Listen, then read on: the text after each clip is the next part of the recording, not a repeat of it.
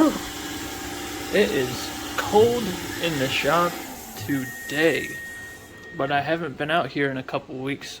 I've kind of been slacking off, and I haven't turned on the machine for like a week and a half. Haven't really machined for about 2 weeks now, so I wanted to, get back in the rhythm. And it's currently at 9 degrees, and I have a space heater that I'm practically sitting on, and that keeps my butt warm. But with everything else, my hands are freezing.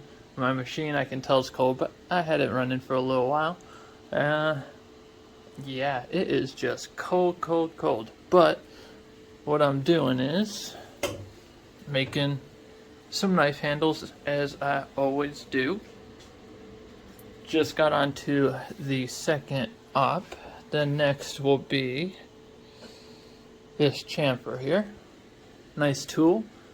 Last time I machined, I had it nice and in there, and it went down, and it just hit so hard. I must have had one of my offsets set wrong, and it didn't work out for me. But doesn't seem like any damage really took place other than to the tip of my chamfer.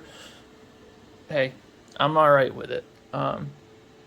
But yeah, I just kind of want to give an update. Still working on my handles. Hopefully things go good this time.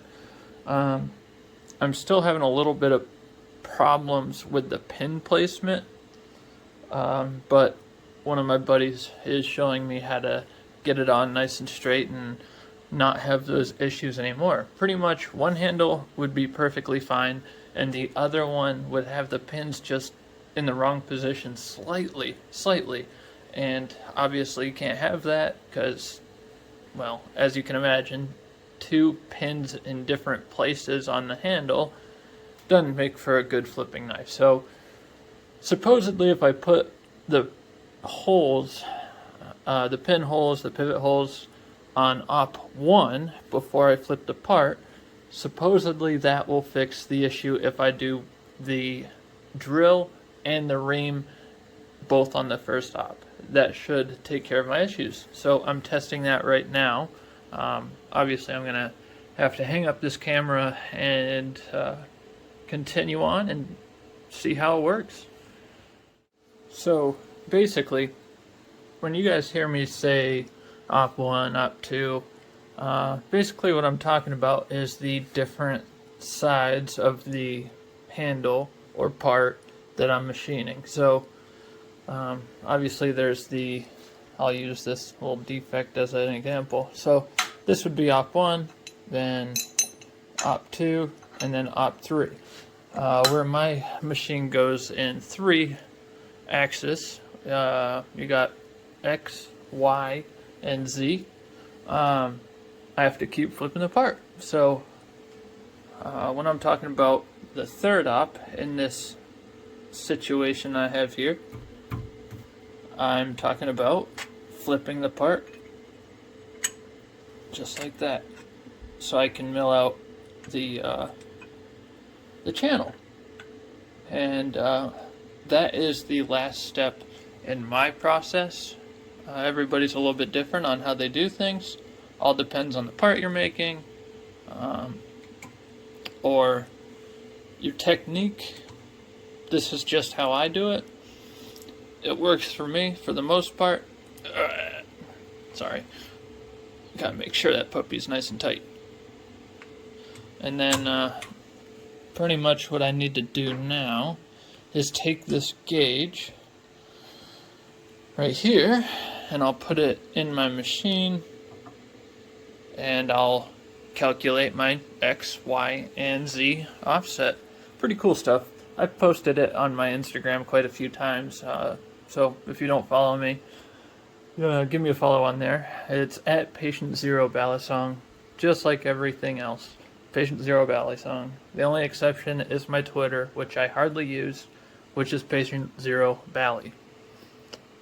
You'll still see posts on Twitter, but they all come from Instagram. So, yep. All right. So, I have the gauge, the Heimer gauge. It's a company that makes gauges, Heimer. They make a lot of things, but in this case, they make this gauge here. Pretty much what I'm going to do is I'm going to hit Z on my little toggle switch here, and well, I'm going to move it over a little bit, and ideally you don't want anything on the surface because that stuff can make a difference on a microscopic level. I'm going to lower it down. This would be the Z axis, and basically what I'm doing is I'm telling the machine where my part is, and I just make sure that both of these are 0, so it's straight up and down, which means I'm good to go. So trying to do this while holding a phone.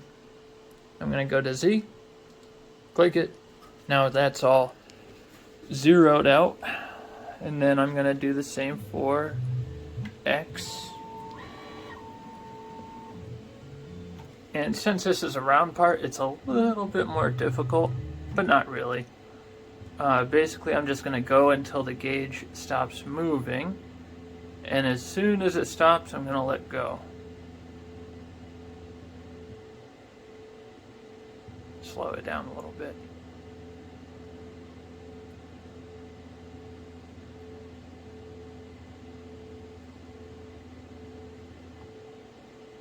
Right there. Then I'm going to bring it in.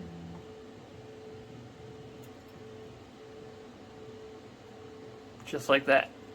And then I'm going to go over here, click X0, and then Y is a lot easier to find. I just gotta lift it up a little bit, bring it back, bring it to the left, and then bring it back down.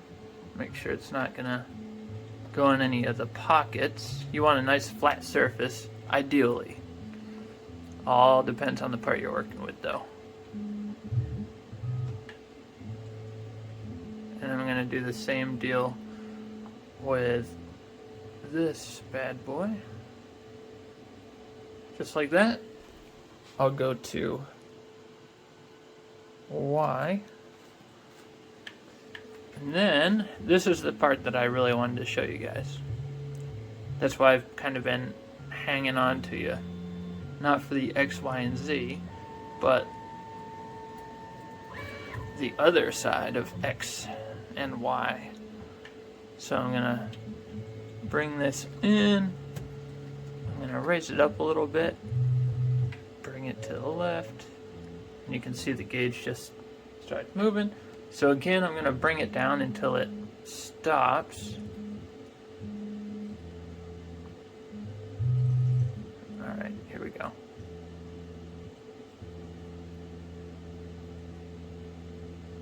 Right about there. And then I'm going to bring it in. Wow, that was like right on the money. Yeah, that was pretty good. I made it worse. Alright, but instead of just hitting 0 now, I'm going to go to my X, and at the end I'm going to do -2, like that, hit enter, and then it calculates the exact center of the part. So now I just do the same with Y, and then I'll have the X and Y centers.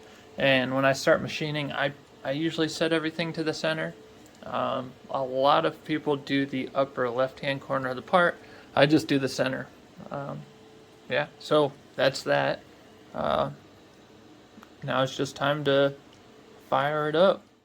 One thing that never fails to surprise me is this tiny, tiny tool right here. It's not super tiny, but it's a 1/8 2-flute end mill, and the speeds that baby can go is pretty crazy for being small. So on my screen it pops up 1/8 2-flute, I hit start, and boy, this tool, it just flies. It really does, especially when it gets started. Back you guys up a little bit.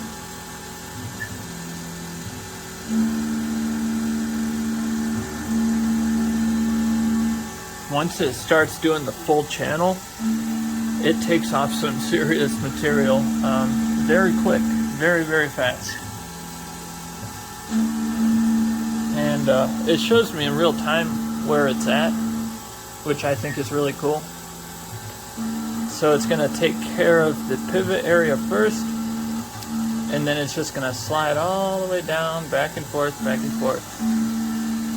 By the way, you can see my breath. We're almost there. I figured this all out by accident too. Like, those speeds were totally unintentional, and then it worked, so I just continue to use them. Matter of fact, I can even go faster than this, but I'm trying to play it safe. I don't want to break another tool. I have 3 other replacements though, so yeah, it's gonna start really soon.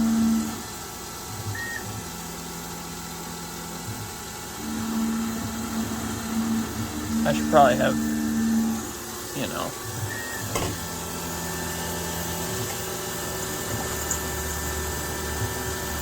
at least a little bit.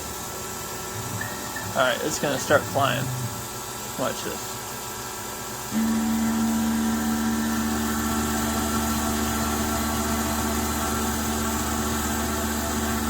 It literally just goes right into it, no problem. I can speed it up a little bit more. I know that for a fact I can put it up to 40 and it still be perfectly fine, but I really don't feel like breaking a tool. It's too cold in here to do any kind of replacements, so I don't know, kind of a cool process. Yeah, this was definitely an accident right here. Yeah, not great at all. Right here, see that? See that? That's from my chamfer. I didn't have my offsets set correctly, and the spindle just crashed right into it. And yeah, needless to say, it busted it all up. So good thing it's double-ended, so it had a chamfer on both sides of the end mill. Either way, pretty cool. I just wanted to share what I'm doing today and give you guys a little bit of an update. Pretty cool.